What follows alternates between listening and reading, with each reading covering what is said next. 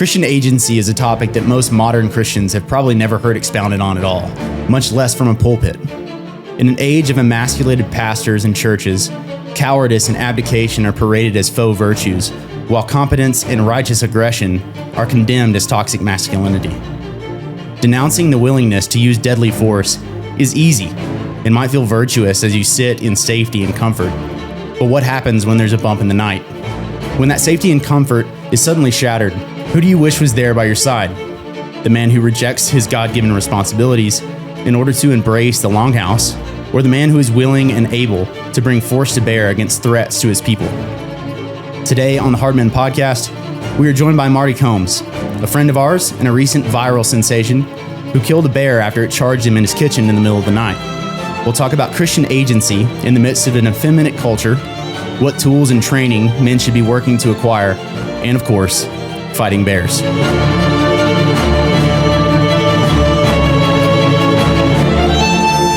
right, guys, welcome back to the Hard Men Podcast. My name is Tate Taylor. As always, I've got the professor, Mr. Ethan Sin, with me.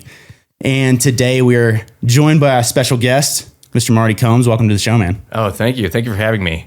Really, really cool that you guys got to come all the way out here. So you guys are in Boulder. That's right, Boulder. And you guys made the drive out yesterday. Really, really appreciate you guys coming out. It's way cooler to get to do this in the studio with you.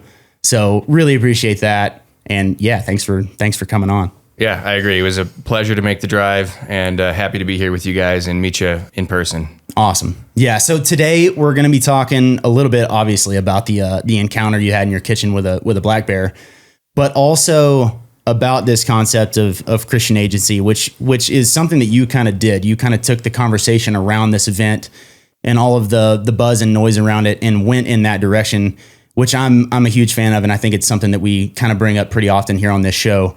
So would love to talk to you about that. In the after hour show, we'll do some more granular stuff, talk about some gear, maybe some tactics, a little bit more of like the stuff that you're really interested in when it comes to guns and maybe some home security stuff like that. So definitely stick around for the Brutal American Show on Patreon. You can find that at the Hardman Patreon. Also, our all access members are currently getting the free Brutal American mugs.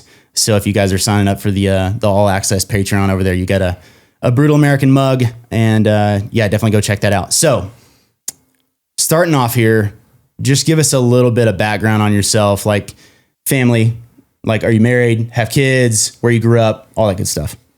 Sure. Well, I'll start first. My first name is actually Earle, although my friends call me Marty. Okay. Yeah. So Earle, and then yes, I am married. I've been married since 2009.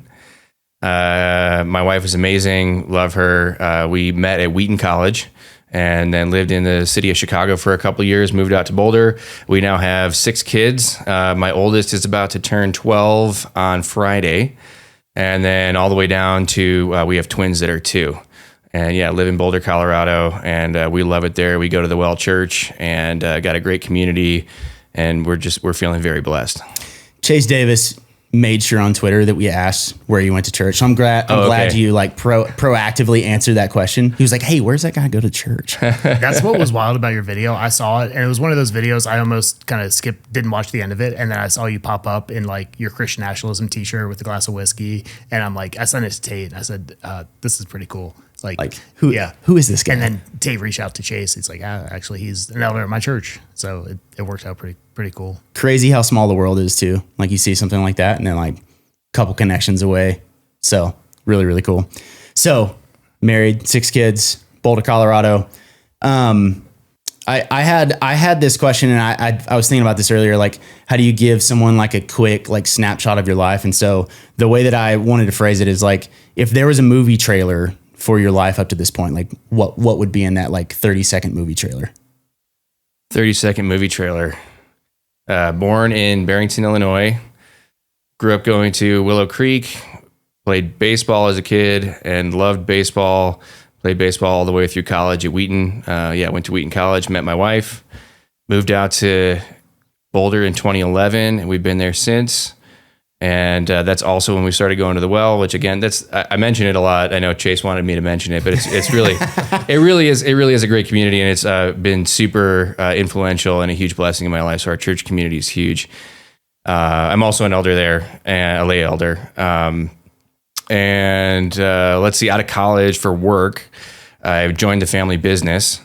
We trade commodities. I run a proprietary trading firm. We've got an office. We actually have 2 offices in Chicago. And then I brought the trading job with me out to Boulder. And we trade mostly corn, wheat, and soybean futures. That's our bread and butter. But we'll look at anything. So if you can trade it on an exchange, we've probably traded it at some point. And now our headquarters is out in Boulder. So and I get to work with my brother every day, which is awesome too. So awesome. Very cool. Very cool. So like, I think one of the normal questions that guys have when they see something like this, and like, obviously you're proficient with a weapon, you didn't freak out. I think I saw you say that like your heart rate stayed under 110 or something like that. Yeah, I was getting that question a lot. Like, what's your heart rate? Yeah, hit? Did you have to change your underwear? And yeah, everybody on the internet's now seeing me in my underwear. So, but yeah, I guess it felt surprisingly chill. But I shoot a lot and I hunt a lot. And yeah, I got that question a lot. So I checked my heart rate monitor data, and it just cracked 100, didn't crack 110 on the graph. But I do think, or maybe it's the commodities trading. So, commodities trading is a very stressful job. That could have something to do with it as well. Just used to stress. Yeah, exactly. Lots of stress inoculation. But I remember the first time I shot an elk. It was the first animal I'd ever shot hunting. I shot a cow elk. Your first animal to ever shoot hunting was an elk? Yes. That's a pretty wild story. Anyways, go ahead. I got buck fever so bad after that. I don't know if you know what buck fever is, yes. But man, I couldn't think straight. I was shaking. I had auditory exclusion. I was like, did my gun even go off? Like that was wild. So yeah. I've had that experience enough that I think that shooting the bear, and I've been through it so many times, it just felt pretty chill actually. So that goes to show you, like, just having been there before is actually a huge piece of the puzzle. Like, For sure. Experience matters. The fact that the thought that you would think that you would suddenly just rise to an occasion like that when the need arose, even though you've never been in a situation even relatively similar, is just silly. However, it works in the opposite way as well, where if you've done some things like this, the experience actually does pay off. Yeah, it's cool. All right. So before we get way off in the weeds, we already know the story, but for all the listeners, give us the story of this bear break-in. Like, how did this happen? Like, you guys just have bears breaking in all the time? Like, what's the deal? So we do live in bear country, and I've heard of it happening before at our old house. It happened to our neighbors.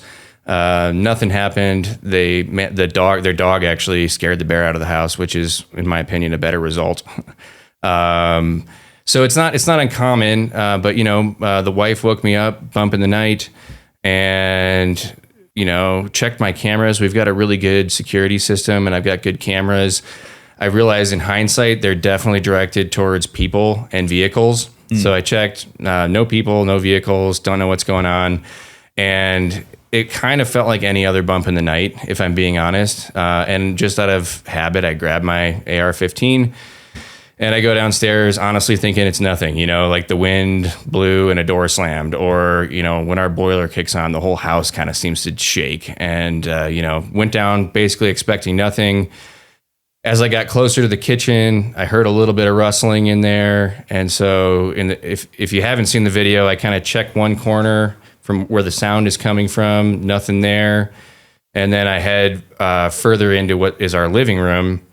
And there's 2 countertops between me and where the bear was. And it had what woke my wife up was it had ripped our trash drawer out of the cabinets. That was the loud crash that woke her up. And the bear was there going through the trash.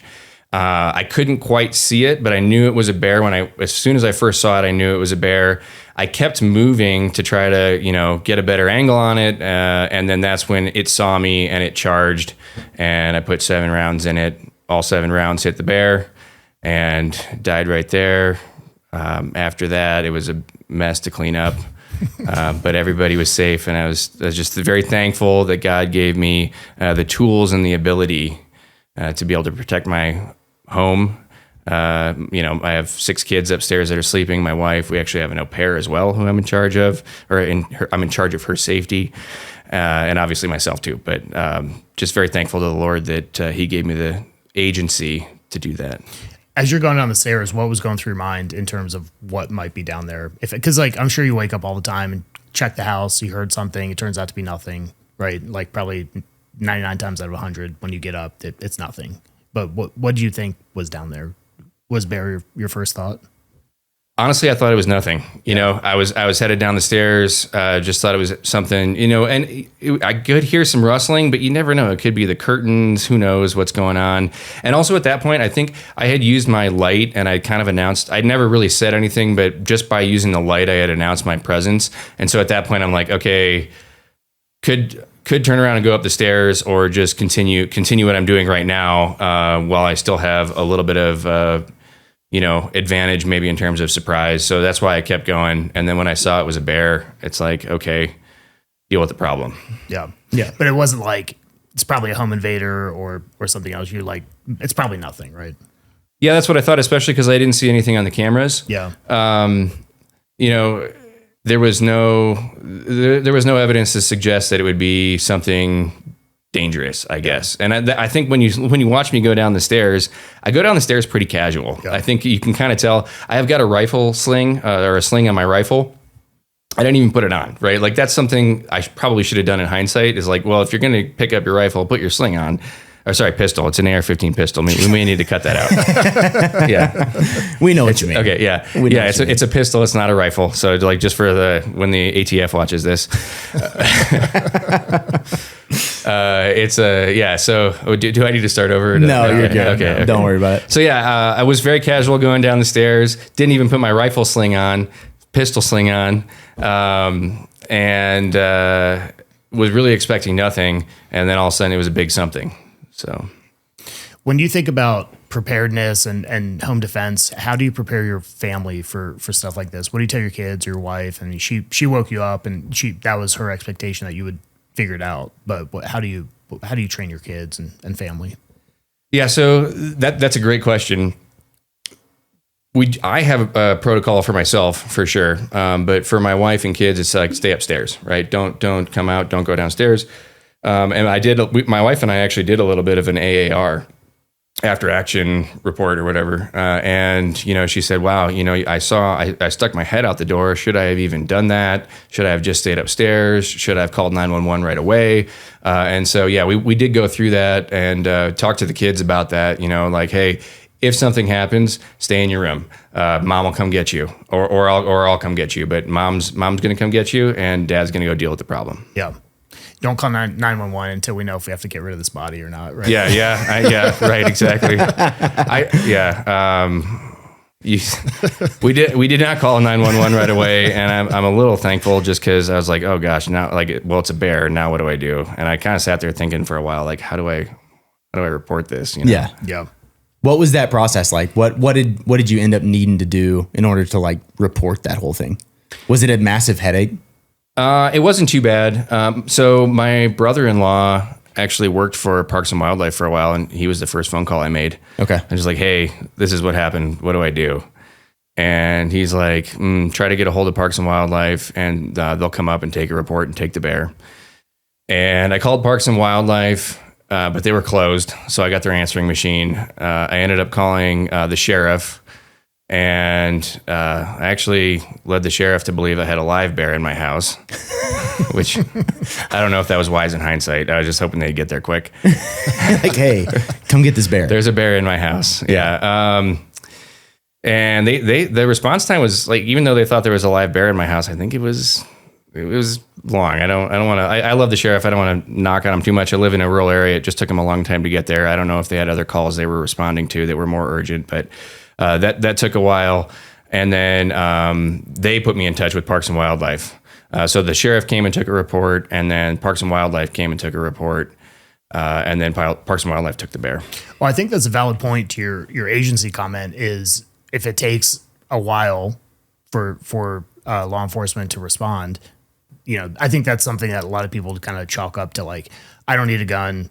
I've got cops. We've got, state cops and city cops and county cops and sheriffs and everybody. But like, they're not going to be there immediately. And when something happens, like you have to be able to defend your family. Yeah. You could cut that timeline down by a massive, I mean, you could cut it in half. That's still a really long time if you're in a dire scenario. Right. Yeah. And I actually have a friend who was a police officer, and his thing that he would say is that police officers are generally historians, and they show up after the fact and they write the report.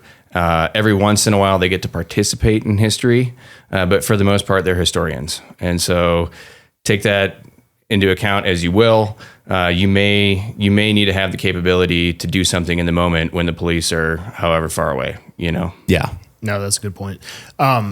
Is that your go-to thing? If I'm checking the house at night, I'm picking up an AR. Would it have been a pistol? Was that a unique circumstance, or that's your go-to thing? I'm a big AR guy for home defense. We could talk about this for another hour. Yeah. Some guys are shotgun guys, some guys are handgun guys. I think that an AR is the best. And the reason for that is it's a combination of capacity, low recoil, very accurate, very maneuverable. They're really easy to suppress. I had a suppressor on my gun. And so all of that combined, and very lethal too. Like you get that rifle punch that you don't get out of a handgun. Even worrying about over penetration, people think a rifle is going to over penetrate, but the ammo I selected doesn't do that. If you're going to use a shotgun, for example, I think a lot of people pick up a shotgun. You have limited capacity. Ammo selections can sometimes be a problem for people. You don't want to use birdshot for home defense. But then if you are using buckshot can absolutely overpenetrate. I forget how many, essentially 9mm pellets are going down range, but it's a lot. Like 9 and double aught. Yeah, right. Yeah. Exactly. So that's a lot. And then you have limited capacity too. Yep. So obviously 1 round of double aught buck packs a huge punch, but you also only have, depending on your shotgun, 5, 7, 8 rounds. Mm-hmm. So that's something to think about. And then handguns are just hard to shoot. Handguns also more limited capacity depending on the handgun that you have. And if you're not training with that regularly, handguns can, there's an analogy that shooting a shoulder fired gun is like flying an airplane, and shooting a handgun is like flying a helicopter. Mm-hmm. There's just so much more that can go wrong. And it's just harder. Yeah, absolutely. With your kind of bedroom rifle setup, how do you balance like readiness and safety? You got 6 kids in the house. This is something that we're dealing with as well. Talk about it all the time. How do you have something that you can get to really quickly at the drop of a hat, but also is going to be something that's going to be really safe to have in the house, with young kids? I'm just going to say that's a trade secret. I don't really want to go into how I store my firearms. No, that's fair. That's fair. Yeah. No, is it more of like a just keep out of reach kind of a thing, or locked away kind of a thing? Out of reach with a quick lock and also hidden. So yeah, okay. But not going to say more than that. Yeah, no, that's fair. I think it's just the point being like both have to happen. You have to be able to get to it quickly. If it's locked up in a gun safe, it's not going to be a quick response kind of thing. And at the same time, if the kids aren't trained what to do with a gun, we've talked about this recently. We did an everyday carry episode recently, and so I think it's just important to try to find that balance. Yeah, absolutely. You did talk about training a little bit as well, and I was just curious, like you can tell, and you mentioned it earlier that you sort of check and you're checking around doorways and things like that. Like, how often are you training that specifically? Are you ever running like stuff like training in your own house, clearing your own house in any way? Yeah, I think it's good to practice in your own house, and I do it occasionally, but it gets weird having so many people in the house. Yeah, I've got 6 kids. They're always somebody always seems to be home. We homeschool. I've got an au pair, and she's from Europe, so the European mind can't comprehend this. But yeah, I do think that's good. If you do have a chance where you're home alone and you're looking for something to do, maybe think about that, and maybe do some dry runs to your house. That's a good thing to do, but I would have to find time to do that. I actually live on a pretty rural piece of property, and I did build like a little doorway structure where I can go down and actually shoot live fire and train. And so I do that. I mean, just for fun, right? Like this is something that this is my my masculine LARPing outlet is to go shoot guns. So it's fun, you know? And so. Well, it's LARPing till it's not. Until there's a bear that charges you in your kitchen. Right. I actually think that transitions to agency a little bit is, I think in our world right now, you can, you know, go to work and look at your computer all day and do Excel spreadsheets and then go home and watch TV and eat Cheetos and like not do much. And you can be a man that does that. But if you do want to like cultivate your agency, you may have to LARP a little bit, right? Yeah. I'm actually ripping off Stephen Wolf right now. He said this, but you know, it doesn't have to be shooting guns. It can be something else. But you know, cultivating your agency, you probably just need to go out and practice whatever outlet you want to pick. You may have to go out and practice that. I was going to ask on that. How did you get into shooting? Is it something you grew up doing, or even your take on Christian agency and not being this kind of pietistic Christian? Was that something you always had, or was there something that you read or watched or listened to that kind of brought you to that conviction? So I grew up, I loved, you know, paintballing and airsofting as a kid. I just loved that. And I loved watching war movies, and that was all really fun. There were two things that really marked me that got me into this, and they were both natural disasters, actually.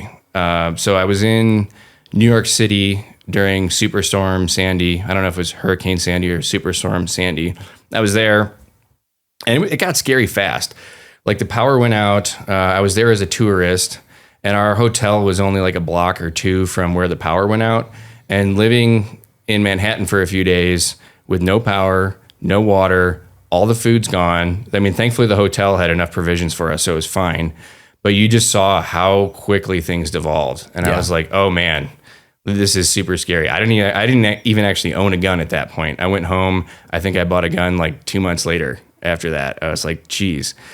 And then the second instance was the 2013 Boulder floods. So that was back in 2013, September, actually my daughter's birthday. She was born right in the middle of that. We had a mudslide come down and hit our house. And the mudslide came down, and it actually picked up a car that had 4 teenagers in it. 2 of them were killed, and one of them was rescued by a volunteer firefighter. And then I actually went down and picked this girl up out of the the mudslide debris that had come down. We pulled her out of a car actually that was in the debris. The same volunteer firefighter and I went down and did that. And that was just another kind of wake up call that was like, oh, hey, things can go south really fast. You know, like my house is, I don't know if my house is going to fall over after getting hit by this thing. And then, you know, you worry about all the emergency response teams are so busy with doing something else, or people are going to be looting. I don't know what's going to happen. Yeah. So anyway, after all that happens overnight, my wife goes into labor, and we get taken down the hill by search and rescue. And then my daughter was born that afternoon. So just kind of a wild story. But those 2 instances in particular, those really got me thinking about, okay, hey, I need to maybe go buy a gun. And hey, maybe I should be stronger to be able to, if I need to save somebody from a mudslide, I don't know. But like that really got me thinking about it.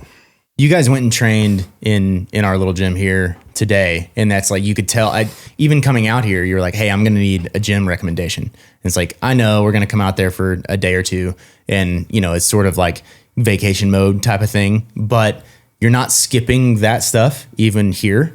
And like, when, I guess, did that start at the same time and you go like, I got to start taking this stuff more seriously? Or is that sort of a carryover from playing sports through college? Or when did that really get serious? Yeah, I would say a little bit of both. I mean, obviously I was in the weight room as a baseball player in college. And so I started liking lifting a lot, probably back in high school. But then really taking it seriously was a little bit later on. You know, I think going through a couple of disasters and actually having kids changes you as a man too. It's like, oh, yeah, like I'm responsible for this person now. I need to be stronger, you know? That's one of my favorite things to talk about. We don't have to go down the whole like fitness lifting rabbit trail, but like that is one of my favorite things about that particular like skill set, I guess you could say, if you're cultivating it, is that it deters threats without you actually having to use it.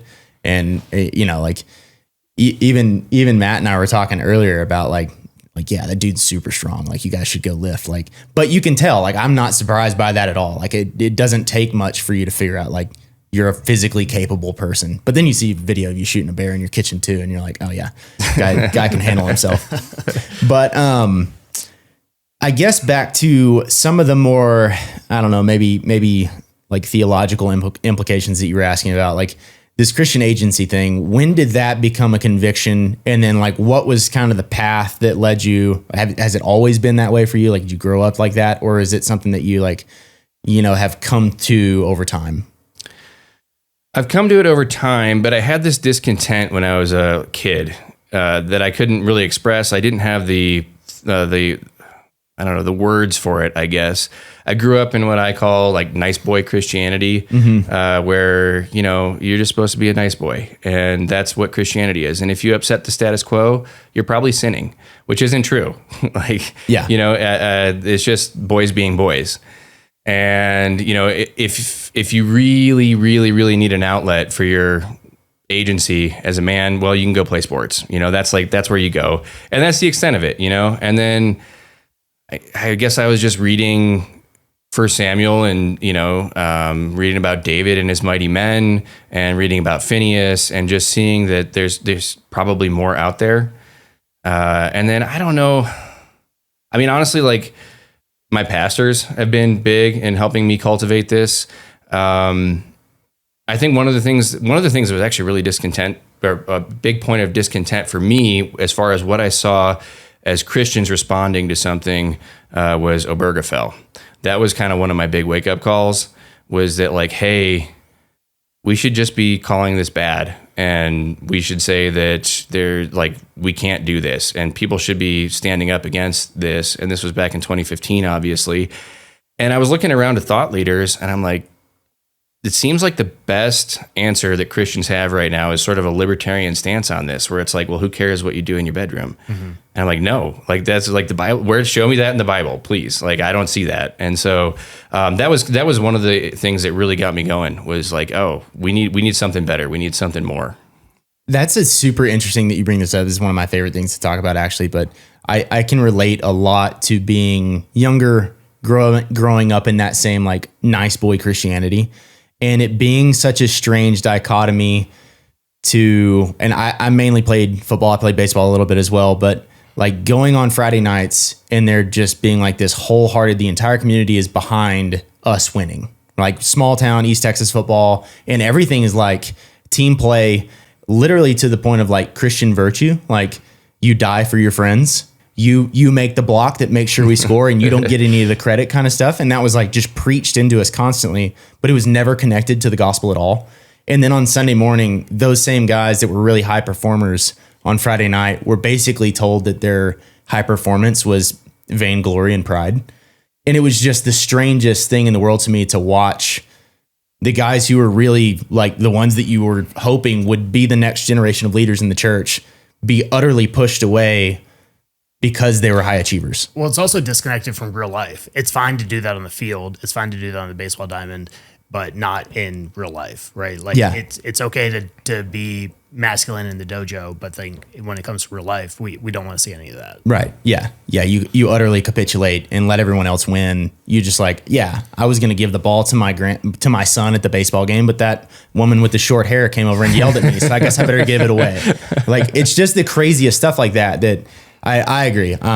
Coming to some of these, I guess finding some of these guys who have spoken to more of this from a theological standpoint so that I have a better way of thinking through it has been massively helpful for me, not feeling torn all the time about it. And I definitely struggled with that. I actually got hurt and didn't end up playing my senior year of baseball. And then it was like, all of a sudden I have no outlet for my agency. And it's like an identity crisis of like, oh, what do I do? You know? And so that was actually very hard for me. And I think that was actually also pivotal for me to start thinking about agency and what does that look like as a Christian outside of the sports world. Yeah.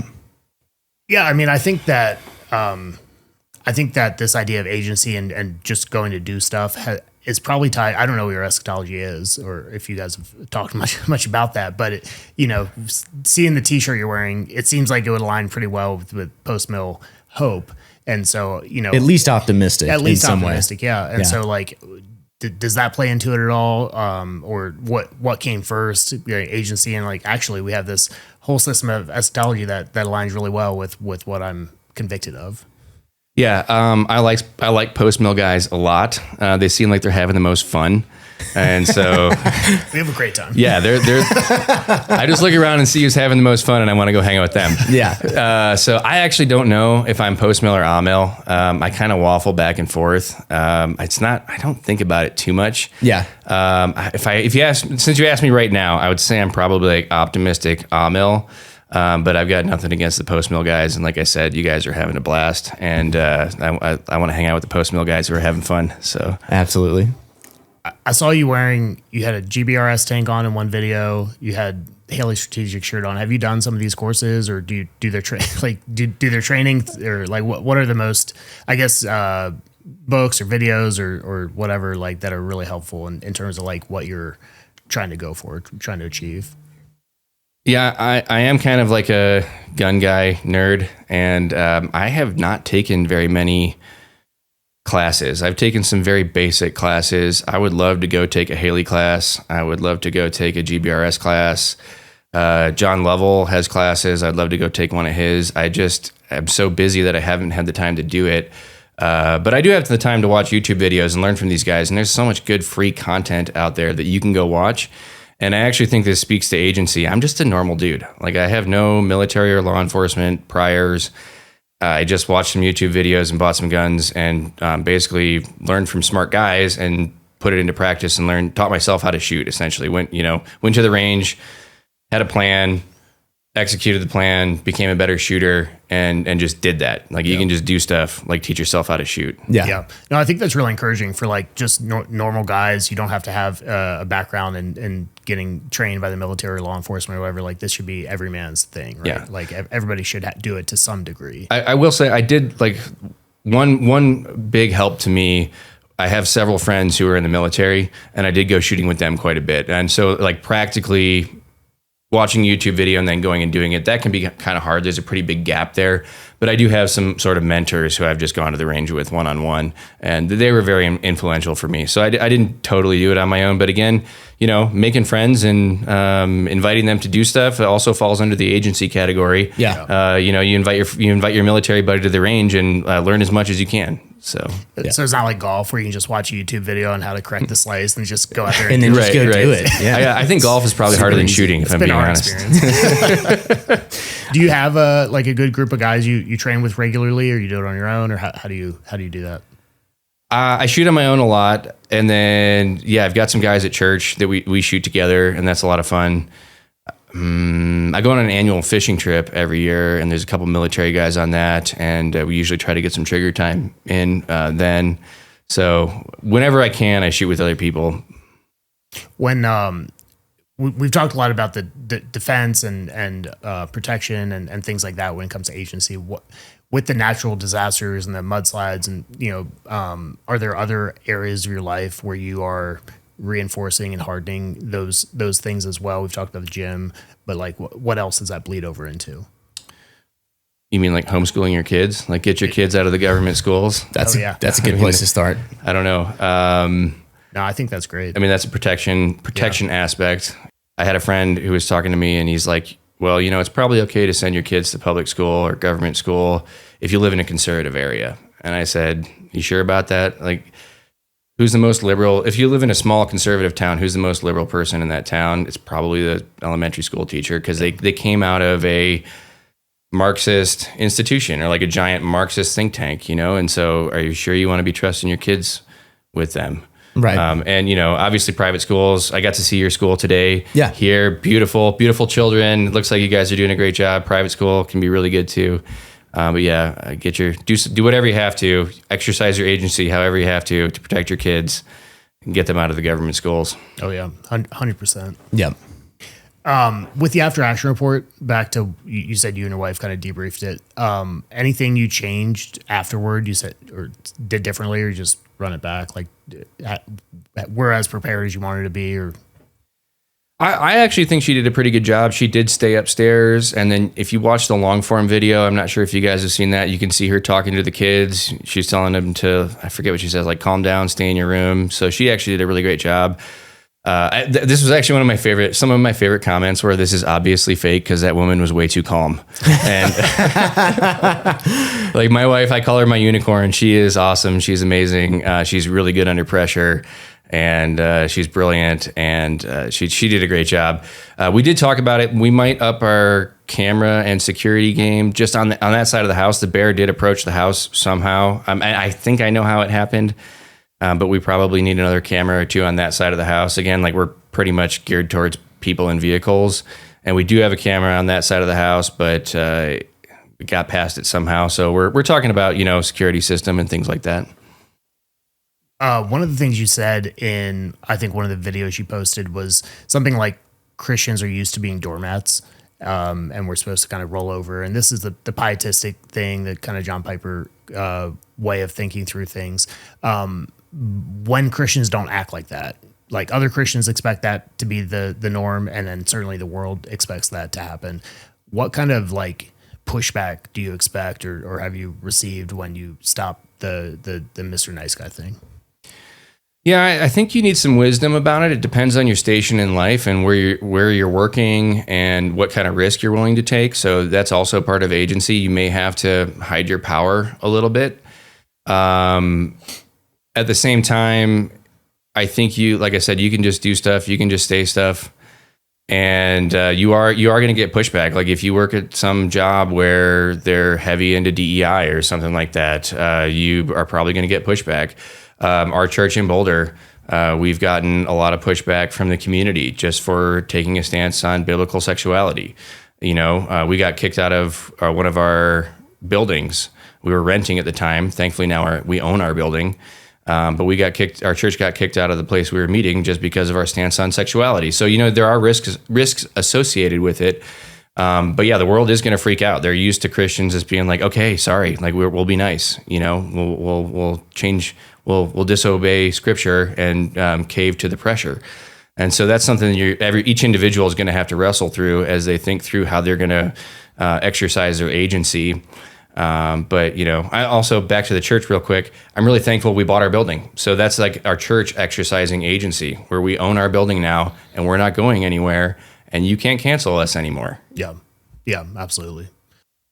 So when you go to the range, you want to go train. What is your normal? Do you have like kind of a run card you go through? Do you have a training plan, or over a year I want to hit these different skill sets, or each week or each month? Like on a daily range day, what does that look like for you? Yeah, I think I could be more intentional about that. I've got kind of 3 different things that I will do.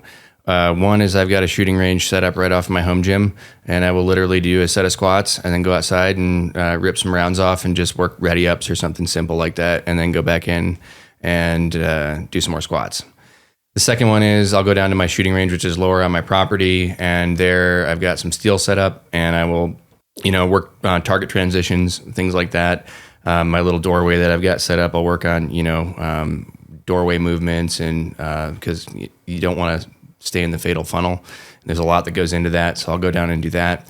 And then I'm a member of a gun club as well, so I'll go to the gun club, and at the gun club, I've got a little bit more, depending on who's there and how crowded it is, I've got a little bit more than I can do. That range goes out to 200 yards, so I can shoot out a little bit further. Usually I'll start up close and get warmed up, and then I've got a lot of drills that I run through, whether it's a bill drill, which if you're going to shoot a bear in your kitchen, you should be practicing bill drills. That was bill drill +1, 7 rounds. Bill drill +1. The bear drill. I think Matt called it the bear drill earlier. So we got to start running bear drills now. Yeah. I'll set up competition style shooting stages. There's a lot that you can do with that.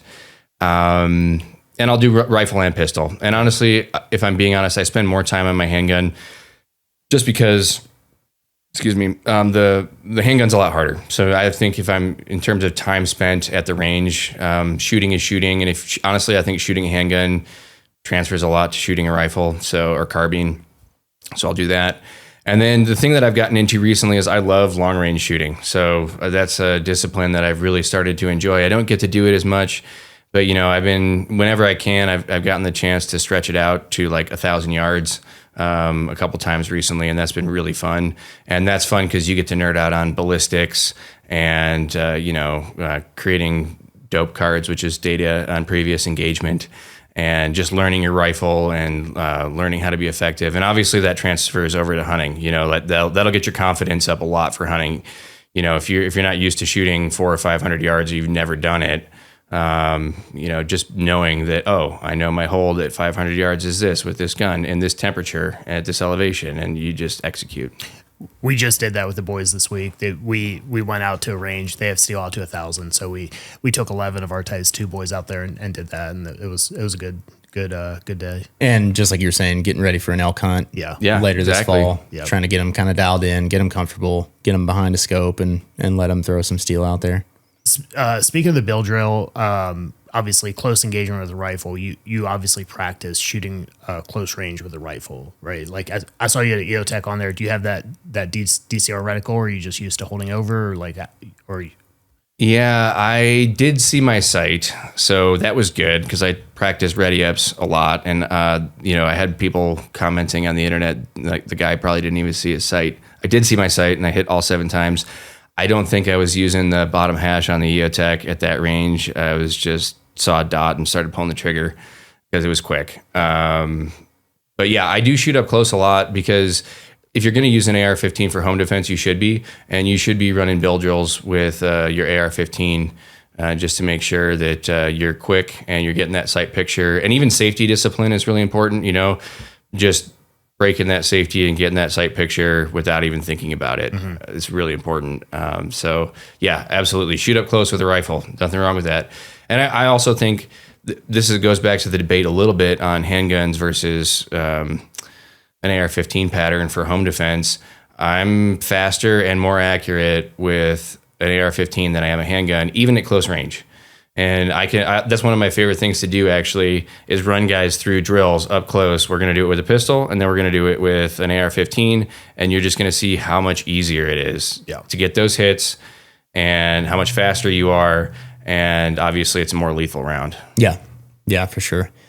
We did have one guy ask how big the bear actually was. Did you ever get a weight on it or anything? I did not get a weight. I'm guessing it was 200 pounds, maybe just north of 200 pounds. Okay. I did have to drag it out of my house, and it felt like dragging myself out of the house, like a man my size, you know, 6'2", I weigh 230.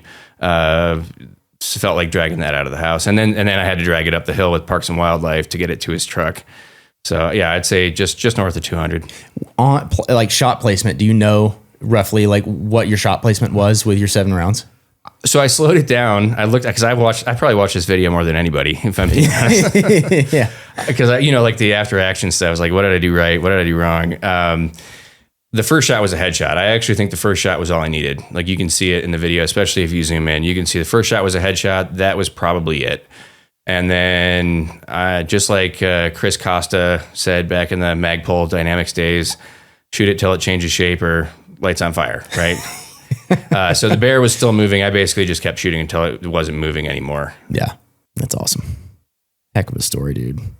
I mean, the dad lore is just off the charts. Like you just like, who's gonna ever top that? Like I shot a bear in my kitchen with boxers on one time. No big deal. Last question here on sort of the Christian agency stuff relating to the pietistic side of this. And I think we've probably had similar experiences, like what we kind of grew up in, what you were used to hearing from people in the church of like, basically, you know, turn the other cheek was all of the advice. And I guess like, why are we seeing that it's so difficult for guys to get out of that ideology? Like, why is it so difficult to transition back to a stance that seems actually really logical? Like I should just be able to defend first of all myself, but also like my wife and children if I have them, and like even my community, my church. Like, why is it so difficult to come out of this ideology that is so demanding of men to just be weak? I think because it's safe, and it's hard to leave safety. I don't know, not to change subjects too much here, but I used to rock climb a lot. I still rock climb. I rock climbed a ton back in the day. I called it the curse of the good foothold, right? You get to a hard spot and you get one really nice foothold, and you just mentally, it's like impossible to leave that foothold, the curse of the good foothold. And it's kind of the same thing. It's safe. And also you have some scripture to back it up, right?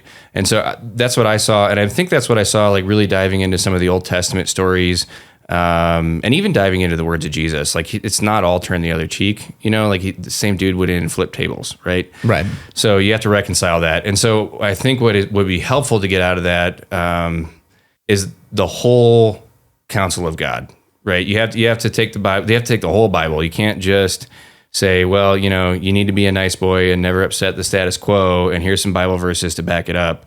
It's a lot bigger than that. I like it. Anything else you want to add or that we missed? Didn't ask you the right question to. Anything we talked about, Matt, that I didn't mention? Yeah, I like that one. Like, don't let your wife kneecap your agency. Yeah, I mean, do you find that is a common objection to like, I get it, I'm there with you, but like my wife is not on board. Like, right. Is that a common thing? I see it a lot. I used to work for a guy. He was my commander flying A-10s. His wife wouldn't let him own a shotgun. Right, exactly. And I'm exactly. like, does she know what you do for a living? Right. Yeah. It's a true story. Yeah. Yeah. In the military. Yeah. Crazy. Yeah. So, yeah, I would say especially like a really good example from my scenario, and something that I hear all the time is, I can't do that because my wife won't let me. And so don't let your wife kneecap your agency, especially if it's in an area that as a man, that's your department, right? Like your family security is your department. And so it kind of comes in three levels. One is, oh man, I'd love to have a gun for protection, but my wife won't let me.